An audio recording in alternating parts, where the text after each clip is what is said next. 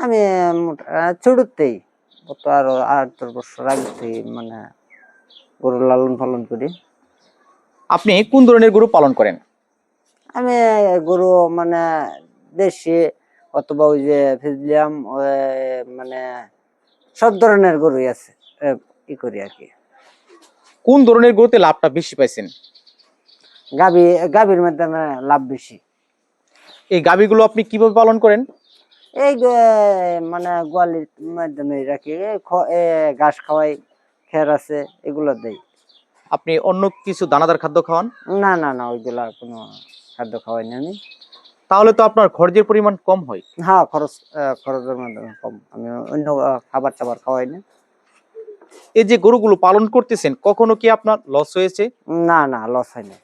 Loss হয় নাই। না, অনেকেই তো বলে থাকে গরু পালনের লস লস লস, আসলে এটা কি সত্যি ওই লস যে হয়? অনেকে অনেক খাবার টাবার খাওয়ায়, অনেক ই করে, দেখা গেছে যে ওই এই ক্ষেত্রে দেখা গেছে একটা গাভীর পেছনে অনেক খাদ্য মাদ্য খাওয়ায়, যে দুধ দেয় বেশি, এই কারণে ই করে, দেখা গেছে যে লাস্টে অথবা ই থাকে না আর কি। আর যেগুলা ওই খড় অথবা ঘাস খাওয়ায়, শুধু ভুসি খাওয়ায় গাভীর, ওটা কোনো লস নেই। আপনি যেভাবে গরু পালন করতেছেন, আপনার কাছে কি মনে হয় এটাই ঠিক? আমি যেভাবে পালন করি আমারটাই তো আমারটাই নি ঠিক। এখন আরেকজনের। আপনার কাছে আমি আরেকটা বিষয় জানতে চাচ্ছি। অনেকেই বলে আমি আগে গোয়াল ঘর করব, হুম, বড় আকারের শেড করব, তারপর গরু পালন শুরু করব। হুম। আসলে কি গোয়াল ঘরটা বেশি জরুরি না গরু কিনাটা জরুরি বেশি? আগে গোয়াল ঘর করাটা জরুরি বেশি। জরুরি। হ্যাঁ, কারণ হচ্ছে একটা গরু কিনা যদি আমি না রাখতে পারি, ভালো জায়গা নাই করতে পারি, তাহলে তো গরুর অসুখ বিসুখ হবো। আগে গোয়ালিটা করার জন্য মানে ভালো। এখানে পরিষ্কার পরিচ্ছন্নতার ব্যাপারটা কেমন? আসলে গোয়াল ঘরটা মানে মানে ফিটফাট করে রাখলে গরুর অসুখ বিসুখ অনেক কম হয়। কারণ হচ্ছে যত পরিষ্কার করে রাখবো গরুর জন্য তো ভালো। আপনি তো ঘাস আর খড় খাওয়াচ্ছেন, হ্যাঁ। দানাদার কোনো খাদ্য না খাওয়ান না না। না না না, তার খাদ্য যদি খাওয়াই না। আপনি অন্য খাবার খাওয়াতেন সেক্ষেত্রে খরচটা অনেকটাই খরচ বেড়ে যেত। বাইরে যাইতো। তাইলে আমি এত গরু আমি মনে হয় যে আমার দ্বারা তো সম্ভব হতো না। কারণ হচ্ছে যে কয়টা পালি আমি, দেখা গেছে যে ওই গরুর কাছে এত ই দেয়া, ছম দেওয়া অথবা এত কিছু খাবারের পরে, তাইলে আমি মনে হয় এত গরু করতে পারতাম না। সামনে কি গরুর পাল বাড়াবেন? হ্যাঁ, আরো বাড়াবো। কোন ধরনের গরু বাড়াবেন? আমি বাড়াইলে দেখা গেছে যে গাভী ষাঁড় দুইটাই এক সমান সমান, যাতে আমার মানে বছরে আমি 2টা করে সার আমি বিক্রি করতে পারি, কি 3টা করে সার বিক্রি করতে পারি। আপনি গরুগুলো কি মোটা তাজাকরণ করে বিক্রি করেন না দীর্ঘস্থায়ী ভাবে পালন করেন? আমি দীর্ঘস্থায়ী ভাবে, আমি এত তাড়াহুড়া করে বিক্রি করি না। আমার আস্তে আস্তে মানে ওই গরুগুলো অনেকেই আছে যে মোটা তাজা করে অনেক ধরনের খাবার খাওয়াইয়া অতি তাড়াতাড়ি বিক্রি করে হলায়। আমি ওটা না, আস্তে ধীরেই আমার ওই।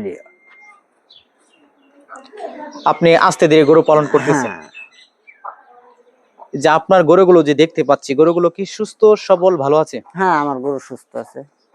অনেক সময় তো গরুতে রোগ জীবাণু দেখা দেয়, হ্যাঁ, তখন বুঝেন কিভাবে আপনি? ওটা দেখা গেছে অনেক সময় দেখাত দেয়, কিন্তু আমি পাল্টাছি, আমার দেখা গেছে অনেক অনেক সময় দেখা দেয় যে অথবা পেট ফাঁপা দেয় অথবা ই করে, সব বোঝা যায় আর কি। ডাক্তার তখন ডাক্তারের পরামর্শ নিচ্ছেন। হ্যাঁ, ডাক্তার পরামর্শ করি আর কি। আপনার কাছে একটা বিষয় জানতে চাচ্ছি, ছোট্ট করে বলবেন, যারা নতুন আছে তারা কয়টি গরু দিয়ে পালন শুরু করলে ভালো হবে? তাদের আমি মনে করি যে অল্প করে মানে বেশি করে গরু নাই কইরা, মানে কমায় গরু মানে 2টা কি 3টা গরু দিয়ে শুরু করলে সবচেয়ে ভালো হয়। পরীক্ষামূলক ভাবে হ্যাঁ, আস্তে আস্তে গরুর পাল বাড়াতে পারবে। বাড়াতে পারবে। হ্যাঁ, ওই জিনিসটা বুঝবে আস্তে আস্তে, ওইটা শুরু করে আস্তে আস্তে জিনিসটা বুঝবে, আস্তে আস্তে বাড়াইলে তার জন্য ভালো। আপনাকে অসংখ্য ধন্যবাদ। সুপ্রিয় দর্শক, একজন প্রান্তিক খামারি যিনি গরু পালন করেন অনেক বছর যাবত, মূলত গরু পালন করে উনি অনেকটাই ভালো আছেন, সুখে আছেন। আপনারাও 2-1টি গরু পালন আর করুন করতাম না। পরীক্ষামূলক ভাবে। গরুর জন্য ঘাস এবং খড় ব্যবস্থা করে রাখুন, যাতে কোনো প্রকার সমস্যা না দেখা দেয়।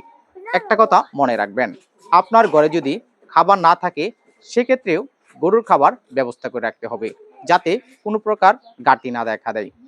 গরু পালন করুন। 2-1টি গরু পালন করুন পরীক্ষামূলকভাবে। বাড়ির যে সদস্যগুলো রয়েছে ওনারাই 2-1টি গরু অনায়াসেই পালন করতে পারবে। এর পাশাপাশি আপনি অন্য কিছু করার চেষ্টা করুন। দুয়ে মিলে একটা সময় এখান থেকে আপনি ভালো কিছু উপার্জন করতে পারবেন। তাই আজ থেকেই গরু পালন করা শুরু করুন।